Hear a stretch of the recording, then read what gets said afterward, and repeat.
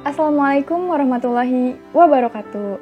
Halo teman-teman semua, apa kabar? Semoga selalu dalam lindungan Allah SWT ya, amin. Ketemu lagi sama aku, Nabila Naimina.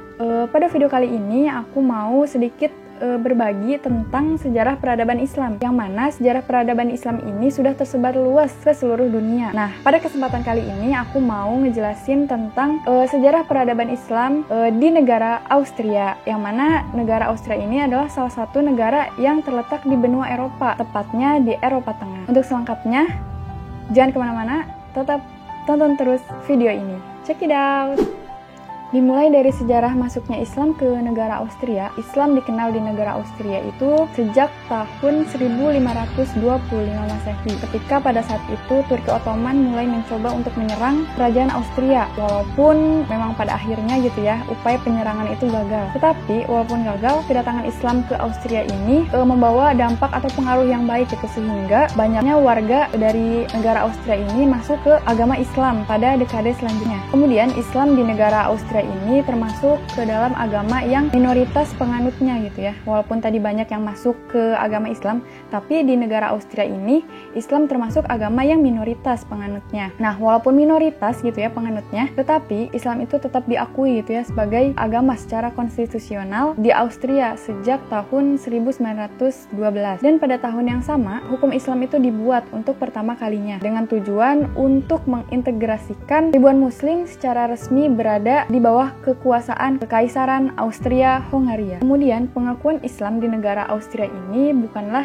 hasil dari imigran muslim, tetapi hasil dari hubungan bersejarah antara Austria dan negara-negara Balkan, atau negara-negara Balkan itu bisa disebut dengan negara yang berada di kawasan Eropa Tenggara. Oke, selanjutnya aku mau ngebahas apa aja sih jejak-jejak peradaban Islam yang ditinggalkan di negara Austria ini. Nah, yang pertama itu, Austria ini memiliki ibu kota Wina. Nah, di kota Wina ini banyak terlahir para musisi legendaris dunia gitu. Sehingga kota Wina ini sering dijuluki sebagai kota musisi dunia. Kemudian di kota ini juga terdapat bangunan-bangunan museum yang berisi hal-hal yang menggambarkan tentang adanya jejak peradaban Islam di kota Wina ini atau di negara Austria ini. Nah, untuk jejak yang pertama ada Winstedt Museum yang merupakan bangunan yang ada di kota Wina. Nah, bangunan ini didirikan untuk mengabadikan sejarah-sejarah yang ada di kota Wina. Dan juga terdapat lukisan Kara Mustafa Pasha yang dilukiskan sebagai seorang kakek yang tua dan lemah gitu. Padahal Kara Mustafa Pasha ini adalah panglima perang dinasti Turki yang gagah dan berani. Kemudian yang kedua ada Vienna Islamic Center yang merupakan bangunan masjid. Dan bangunan ini didirikan di sekitar Sungai Danube dan memiliki beberapa fasilitas. Di antaranya ada perpustakaan, kemudian perumahan, terus ada madrasah. Kemudian Vienna Islamic Center ini merupakan salah satu bukti peradaban Islam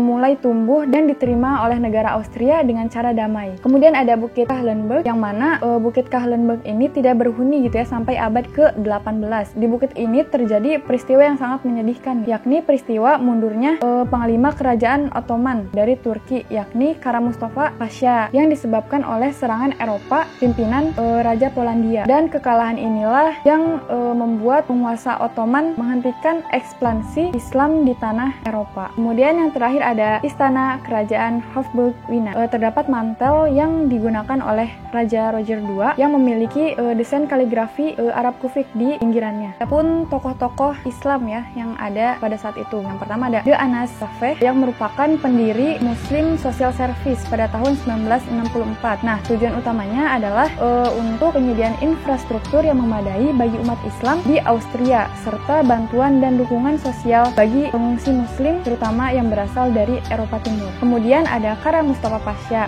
Beliau merupakan panglima kerajaan Ottoman dari Turki yang berhasil mengepung Austria dan melakukan kota Wina. Dengan semangat jihad, ia berjuang sampai titik darah penghabisan. Kara Mustafa Pasha ini bagi negara yang mayoritas agamanya itu Kristen menggambarkan Kara Mustafa Pasha ini sebagai penjahat perang. Namun, jika kita melihat sejarah Islam dari Turki, Kara Mustafa Pasha ini merupakan panglima perang yang berjuang menaklukkan kota Wina dengan semangat jihad, bagaimana yang tadi sudah dijelaskan sebelumnya. Nah, kota Wina ini merupakan kota terakhir penaklukan tentara Islam ke benua Eropa. Selanjutnya, aku mau ngebahas problematika apa aja sih yang dirasakan oleh umat muslim di negara Austria ini. Yang pertama, situasi Austria di akhir tahun 2017 ini masih didominasi oleh permasalahan mengenai penerimaan penerimaan migran. Kurs membuat kebijakan yang memperlihatkan dirinya itu anti terhadap muslim. Kurs membuat kebijakan yang berisi larangan untuk menggunakan jilbab bagi anak-anak di sekolah dasar dan larangan untuk memakai cadar ya di Austria. Nah, sayangnya kebijakan tersebut disetujui oleh parlemen Austria. Kemudian, serangan dan pelabelan rasis kepada umat Islam terjadi setelah pembentukan peta Islam. Nah, serangan rasis ini meningkat dikarenakan ketakutan penguasaan Austria non-muslim yang takut tergeser kekuasaannya oleh umat Islam. Nah, serangan rasisme ini terjadi terutama di kawasan masjid. Adapun simbol-simbol anti-Islam yang digantung di masjid-masjid di berbagai kota. Salah satunya itu di kota Wina. Kemudian, problematika yang dihadapi oleh umat Islam yaitu melawan partai sayap kanan dan kelompok yang mengecap muslim sebagai bahaya gitu ya. Umat muslim itu bahaya gitu.